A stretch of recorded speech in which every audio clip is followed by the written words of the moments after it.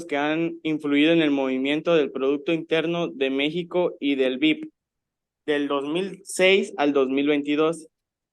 La estimación oportuna del Producto Interno Bruto trimestral, cuales señalan este aumento de un 0.4% en términos reales en el trimestre de enero a marzo de 2021 frente al trimestre previo con cifras ajustadas por estacionadas. Por componentes, el PIB de las actividades parciales creció un 0,1.7, mientras el de las actividades primarias disminuyó un 1.3%. Por otra parte, el de las secuencias no reportó cambio en el primer trimestre de este año con relación al trimestre pasado. A pesar de contar con un tratado comercial con las principales potencias económicas del mundo, Calderón y Hernández en el 2010, muestra que México continúa siendo un país subdesarrollado, registrando las tasas de crecimiento más bajas entre los integrantes. Escenario opuesto a lo establecido por la teoría económica, en donde el país menos desarrollado o más intensivo en trabajo, o sea, México, tenderá a crecer en una tasa mayor de las intensivas en la capital de Estados Unidos y Canadá a lo largo plazo, llegar a un punto de igualdad tanto económica como social.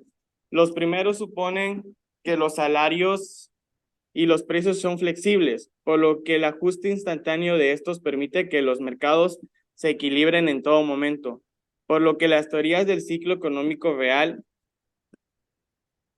por las que teorías del ciclo económico real puede explicar las fluctuaciones económicas a partir de choques variables y reales de cambio fiscal en la política fiscal y en la producción, excluyendo la explicación de todo tipo de variables nominales. El Producto Interno Bruto, o PIB, es el valor total de bienes eh, y servicios finales producidos en un país durante un periodo determinado. Para calcularlo, se utilizan tres cuentas principales: la cuenta de producción, la cuenta de ingresos y la cuenta de gastos. La cuenta de producción mide el valor agregado de los bienes y servicios producidos en una economía, restando el costo de los bienes y servicios intermedios utilizados en la producción. La cuenta de ingresos mide los ingresos generados por la producción, incluyendo los salarios, las ganancias y los impuestos sobre la producción. Por último, la cuenta de gastos mide los gastos realizados por los consumidores, el gobierno y las empresas, incluyendo el consumo final, la inversión y las exportaciones netas. En cuanto a las fluctuaciones más importantes en el PIB de México de 2006 a 2022, podemos destacar dos periodos en particulares. El primero es la crisis financiera global de 2008 a 2009, que afectó significativamente a la economía mexicana y provocó una caída del PIB de, en el 2009. El segundo periodo es la pandemia del COVID-19, que afectó en el mundo entero y provocó una fuerte contracción en la economía mexicana en 2022. En cuanto a los factores económicos y políticos que han influido en el movimiento del PIB de México, en primer lugar, la dependencia de la economía mexicana en los Estados Unidos mexicanos. Su principal socio comercial ha sido un factor importante. En segundo lugar, las políticas económicas implementadas por el gobierno también han tenido un impacto en el PIB. La reforma energética del 2013 y la reforma fiscal de 2014, por ejemplo, tuvieron como objetivo estimular el crecimiento económico y mejorar la recaudación de impuestos respectivamente. En tercer lugar, la inestabilidad política y la violencia en algunas regiones del país ha tenido un impacto negativo en la economía mexicana. La guerra contra el narcotráfico y los altos niveles de corrupción han afectado la confianza de los inversionistas y han disminuido la inversión extranjera directa.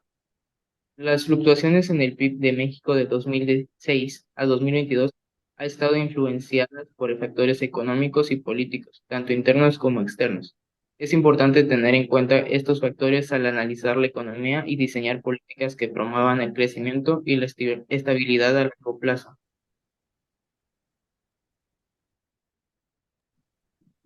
Bueno, si bien en el 2021 la variación acumulada de todo el año de los precios al consumidor fue de un 7,36%, fue la más elevada desde el 2000. La inflación de los 3 primeros años de gobierno de Andrés Manuel López Obrador es la segunda más baja desde al menos la administración de Luis Echeverría en 1971 a 1976. De acuerdo con datos del Instituto Nacional de Estadísticas y Geografía, INEGI, la inflación acumulada del periodo 2019 y 2021 fue del 13,87%, nivel que solamente es mayor al indicador registro en los primeros 3 años de gestión de Enrique Peña Nieto, 2013-2015, de 10,52%. La mayor inflación acumulada corresponde a Miguel de la Madrid Hurtado en 1983 a 1985, con una tasa de 371,14%. Le siguió Ernesto Zedillo Ponce de León en 1995 a 1997, con un 124,57%. La tercera inflación acumulada más elevada es para Carlos Salinas de Gortari en 1989 a 1991 con la tasa de 84,75, y la cuarta posición pertenece a José López Portillo en 1977 a 1979 con 68,23% del INPC. Mientras el quinto lugar está Luis Echeverría Álvarez en 1971 a 1973 con 34,47%. Gobiernos panistas con inflaciones bajas, en tanto excepción de Peña Nieto, los niveles inflacionarios más bajos y con variación menores a 15% conciernen a gobiernos de alternancia Vicente Fox, Quesada en el 2001 al 2003 y Felipe Calderón Hinojosa en 2007 a 2009. Obtuvieron la cuarta y tercera mejor inflación acumulada desde al menos la gestión de Echeverría Álvarez, con aumentos de 14,74 y 14,48% respectivamente. El segundo indicador más bajo es para López Obrador del 2019 al 2021, con 13,87% de inflación en sus primeros 3 años de administración. Por su parte, Peña Nieto concluye la lista con un crecimiento de un 10,52%. Yo les hablaré sobre el triunfo en el 2000 en unas elecciones impredicablemente democráticas de Vicente Fox. Él era del Partido Revolucionario Institucional. Durante su sexenio, cuando carecía de mayoría legislativa, prosiguieron importantes reformas estructurales y constitucionales, mientras en otras reformas de gran calado como la fiscal no surgieron el efecto deseado. Los rebeldes zapatistas estaban disgustados de la derogación de la ley del crecimiento económico relacionado por la situación que tenían con Estados Unidos y los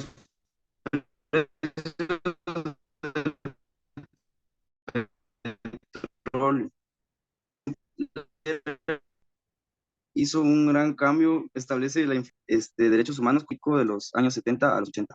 Sin embargo, la demanda mundial mantuvo su tasa de crecimiento, ya que la participación del PIB en la oferta mundial cayó del 73% al 70,1%.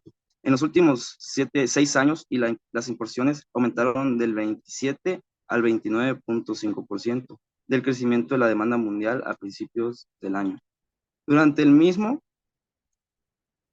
periodo, la participación del consumo privado en la demanda mundial cayó del 51,6% al 50,3%, y el consumo del gobierno cayó del 7% al 6%, lo que ayudó a que la formación bruta de la capital aumentara del 14,3% al 15,2%, mientras que las exportaciones aumentaron del 24,7% al 27,8%.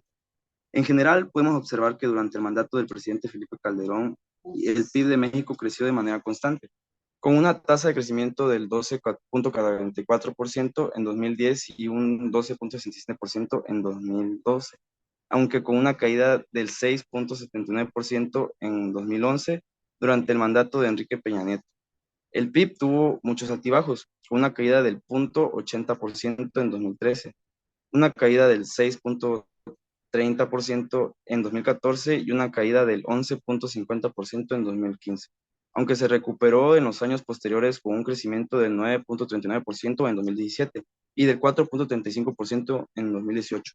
Durante el mandato actual del presidente Andrés Manuel López Obrador, el PIB creció un 5.72% en 2019, cayó un 11.22% en 2020 debido a la pandemia del COVID y se recuperó con un crecimiento del 1.62% en 2021 y un 3.1% previsto para el 2022. Otras fechas es en 1974, el PIB mantuvo un aumento del 22.5% con respecto al año anterior, lo cual indica que la economía mexicana estaba en una etapa de crecimiento acelerado en ese momento. En 1975, el PIB disminuyó un 22% en comparación con el año anterior. Esta caída podría de explicarse por la crisis del petróleo que afectó a la economía mundial y por las políticas económicas adoptadas por el gobierno de Luis Echeverría Álvarez. El siguiente año el PIB disminuyó en un 50.67%, lo cual muestra que la economía mexicana experimentó una de las peores crisis económicas de la historia del país. En el siguiente año el PIB tuvo un aumento del 56.62%, lo cual indica que la economía estaba en una fase de recuperación. El siguiente año el PIB tuvo un aumento del 11.16%, pero la inflación y la deuda externa seguían siendo un problema. Y en 1981 el PIB aumentó en un 52.05%, aunque esta cifra parece impresionante, la inflación y la deuda externa alcanzaron niveles alarmantes. Bueno, y con esto damos por concluido todo lo que viene siendo el trabajo de PIP, y pues muchas gracias.